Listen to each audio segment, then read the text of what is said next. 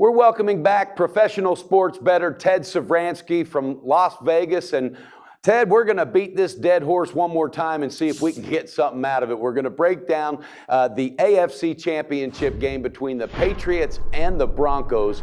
And very, very interesting game. Absolutely could be the last time we see Manning and Brady face off against each other. And that right there, his historical value. Most importantly, though, where do you see the value in this game? Do you think the line is set correctly, still sitting at 3? And do you see anything changing with that line, Ted, before kickoff? I don't see any likelihood of this line moving off of 3 between now and kickoff.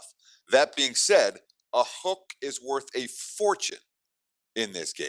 There's a big difference between -3 and -3.5. It's not going down to 2.5. I'll tell you that much. But if you do start to see 3.5, and I know that there are a handful of books out there that have New England -3.5 now. Very important. If you're laying with the Patriots, lay -3. If you're taking with the Broncos, find a 3.5 and take a 3.5 with Denver. That's the difference. I don't know how else to say it. That's the difference between winning and losing, or winning and pushing, or pushing and losing. It's something that serious bettors take very seriously. And especially last week, as we saw, where so many games in the playoffs, all these games are going to come right around the number. You expect at least one of the 2 games this weekend to come in right around the number. Shopping for those extra half points really matters. Yeah. What do you foresee as far as game plan for Denver, as far as, the limitations with Manning, Ted? Do you see them coming up with a different type of game plan, a little dink and dunk, or possibly, head downfield a little bit? Or, what's your thoughts on that? I mean, I'm anticipating this being a relatively low-scoring game. The Broncos are here for one reason. They're not here because of their offense. They're here because they had the best defense in the NFL all year, and it wasn't even close. I mean, the number 2 defense on a yards per play basis was Carolina and Seattle at 4.9 yards per play, and everyone else is 5.2. The vast majority of the teams clustered between 5 and 6 yards per play allowed. Another Denver, thing, 4.4 yards per play. You understand? I mean, they're a half yard better than the number 2 defense in the NFL. We're talking about Seattle and Carolina. We're talking about real good defenses. That's what Denver's defense did this year. Now, there is a chance they could have a significant injury if Chris Harris is unable to play this week. But Denver's game plan, in my mind, on offense is don't put the defense in bad spots. Let the defense win this game for you. And, offensively, look, the Broncos didn't really move the football against Pittsburgh last week. They have 3 of their first 5 drives started in Steelers territory. They came away with 2 field goals. The running game, Denver relied on the running game last week. No, C.J. Anderson had 1 34-yard run. Mm-hmm. The rest of their 30 carries, 2.5 yards per against Pittsburgh. New England healthier on the defensive side of the ball this week. That Jamie Collins is expected to be back. Chandler Jones expected to be back.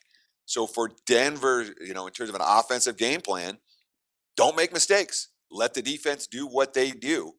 I do not anticipate a aggressive downfield throwing regimen from Peyton Manning. I don't know if Manning has that in his repertoire anymore. I really don't. And I was thinking also, I think it's going to be a lower scoring game than usual because of the fact Manning slowed down. They don't do that hurry up offense, the no huddle. You rarely see that. And that obviously is going to slow the pace of the game down. I think they had 110 rushing yards last week, and that's nothing to brag about, especially with one that was for 34 yards, like you said. Now, another thought that I have, though, is, is Hightower going to be healthy for the Patriots? Have you heard any updates on the linebacker? He's supposed to be good to go. Hightower's supposed to be good to go. Jamie Collins is supposed to be good to go. Okay. For New England. So they're not in a devastating injury situation at linebacker like they were just a couple of weeks ago. And let's remember, when New England faced Denver in the first meeting between these 2 teams this year, a game that flew over the total, went into overtime, the Broncos rallied back. They didn't have Amendola or Edelman that week, and Gronkowski got carted off the field.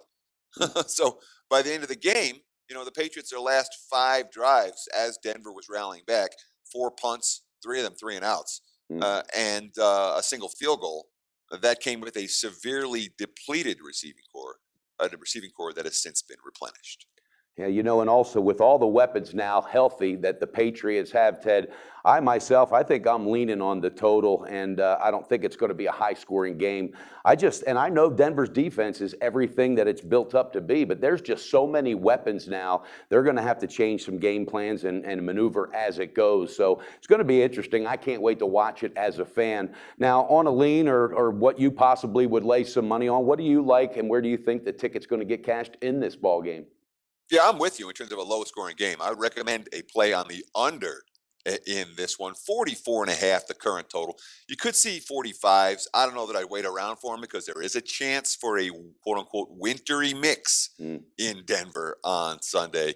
Not a huge chance, but a chance. And if we do see a quote unquote wintry mix with rain or sleet or snow mixed together, that total will drop like a rock. So if you like the under, I don't think it's going to hurt you to get involved now. 44.5, the prevailing number. Well, you heard it, viewers, and I know I'm going to heed to that advice because anything can happen with that weather, and I like that number. So, all right, Ted likes the under and the Pats and the Denver Broncos, and we're going to let them play it out and see where it lands. Ted, thanks so much. I really appreciate your insight on this ball game, and thanks for breaking them all down throughout the week for us. I hope you beat the book and really get a bang for your buck this week, and I look forward to talking to you again real soon. I hope I beat the you know what out of the book this weekend. I appreciate that. Thank you. Okay.